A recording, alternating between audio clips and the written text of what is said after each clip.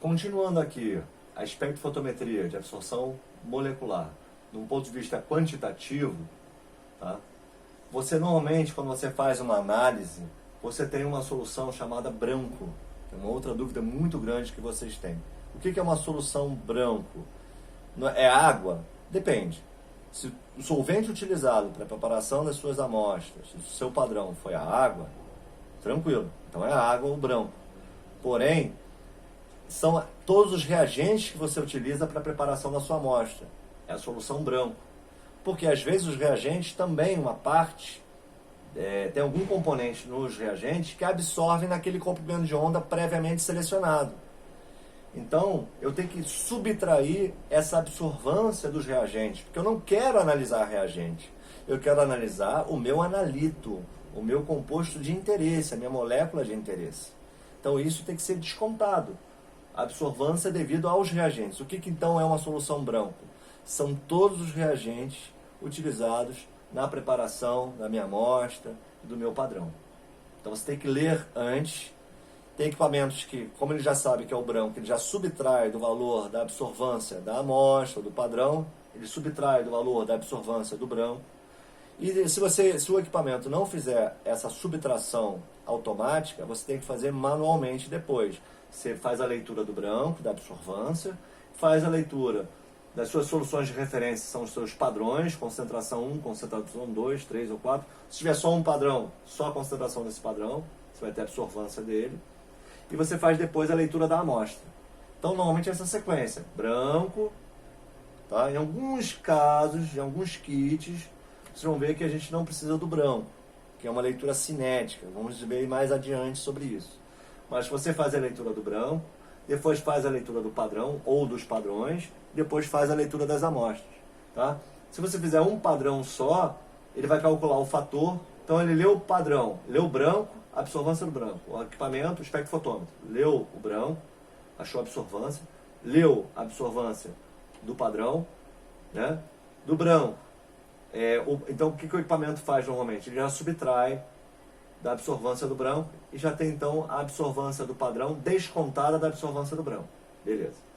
Aqui ele já calcula o fator, que é dado pela concentração do padrão sobre a absorvância do padrão. Quando eu for ler a amostra, ele vai pegar a absorvância da amostra, subtraída da absorvância do branco, né? A líquida, a absorvância líquida, né? A absorvância da amostra em si, já descontada a absorvância do branco, e aí quando ele já acha a absorvância da amostra, ele multiplica pelo fator. O que é o fator? Concentração do padrão dividido pela absorvância do padrão. E aí ele já acha a concentração da amostra, sem interferência da absorvância dos reagentes, porque ele já descontou. Se ele não descontar, você vai ter que fazer na mão esse cálculo. Ok? Tudo isso aqui vai ser questão de prova. Dessas questões, o que é uma solução branco, o que é uma solução padrão, qual o objetivo, como é que eu calculo a concentração, vocês vão ter que calcular o fator. Os equipamentos fazem isso. E já tem o fator esperado para aquele tipo de análise, já tem. Os espectrofotômetros usados em clínicas, em laboratórios grandes, né, em hospitais, eles, na verdade, você tem que ir monitorando para ver se o fator está correto. Você tem que entender o que é o fator. Você tem que entender essas coisas. Senão você não descobre qual é o problema. Tá? Você não pode ser um técnico só para ficar apertando o botão. Porque hoje em dia, esses equipamentos são muito sofisticados e já fazem tudo. Mas se você entende como é que funcionam as coisas, você pode descobrir um erro, por exemplo. Porque se esse fator for calculado errado, se alguma coisa der errado no cálculo desse fator, na preparação desse padrão, alguma coisa tiver, ou não está funcionando bem, o fator está variando, você tem que estar atento. Porque isso pode levar ao erro de centenas de análises ao longo daquele dia. Certo?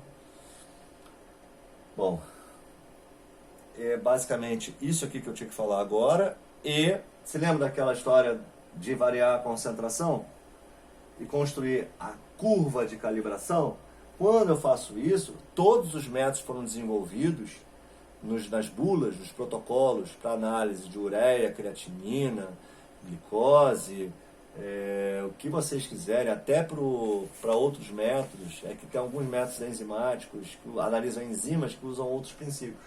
Mas para esses métodos que analisam moléculas de uma forma quantitativamente, né, a concentração dessas moléculas, eles construíram curvas de calibração para saber até onde era a linearidade. O que é a linearidade de um método ou de uma curva? Você varia a concentração, certo? Como está aqui. Ele vai variando a concentração. Aqui é o branco. Não parece, né? Está bem estranho aqui, mas esse é o branco. Você vê que vai ficando, ó, mais para amarelado, né? E aí o que acontece? À medida que vai aumentando a concentração, é para análise de ferro 3+, tá? Com a fenantrolina, 1,10-fenantrolina, forma um complexo meio amarelado aqui. E aí quando vai aumentando a concentração, você vai registrando a relação entre concentração, então a concentração aqui, ó, concentração e absorvância. Opa, peraí, concentração e absorvância. Esse é o que você vai saber. Concentração de 2, absorvância é tanto. Concentração de 4, absorvância é tanto. Concentração de 6, absorvância é tanto. Concentração, na verdade aqui são os pontos. 2, 4, vamos dizer que tem o 6 aqui, o 8 e o 10. Esses são os pontos da minha curva. Esses são os que eu sei, tá? Aí vamos dizer que aqui eu não sei, tem uma solução cuja absorvância deu 0,3.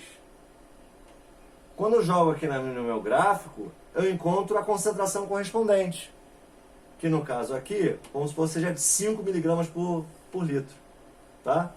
Só que às vezes eu não tenho como ficar só jogando aqui no gráfico para poder descobrir dessa forma. Eu tenho uma equação dessa reta. A absorvância é igual, que é o y, é igual à inclinação da reta. Quanto mais inclinado, mais sensível. Quanto menos inclinado, menos sensível. Por quê? À medida que eu vario a concentração, né, se ela for assim, pequenas variações de concentração dão grandes variações de absorvância.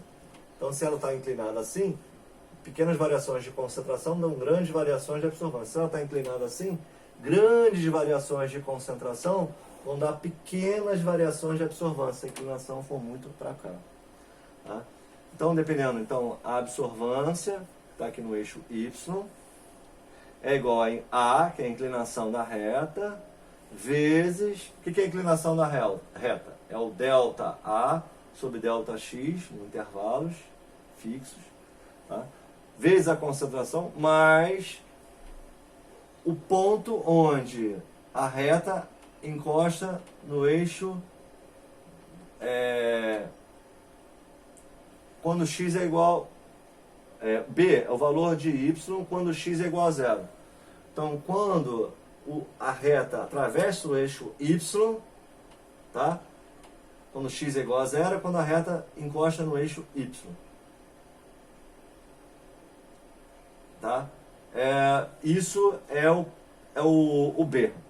Então, y é igual a x mais b. Okay? Essa é a equação. Como é que nós vamos fazer isso? Eu fiz um tutorial lá no YouTube e lá vem explicando como que eu descubro até a linearidade. Então a próxima aula vai ser explicando isso usando o Excel. E como vocês podem construir a curva utilizando o Excel. Eu já coloquei lá o link do YouTube para vocês, eu acho que desde da primeira trilha de aprendizagem. Eu vou voltar a falar sobre o link aqui e explicar aqui para vocês como pode ser construída a curva de calibração no Excel, e vocês vão fazer isso depois, na prática, ok? Podem até começar a exercitar isso enquanto nós estamos aqui virtualmente, vocês podem começar a exercitar. Então a próxima aula vai ser explicando como construir a curva de calibração e verificando a faixa de linearidade utilizando o Excel.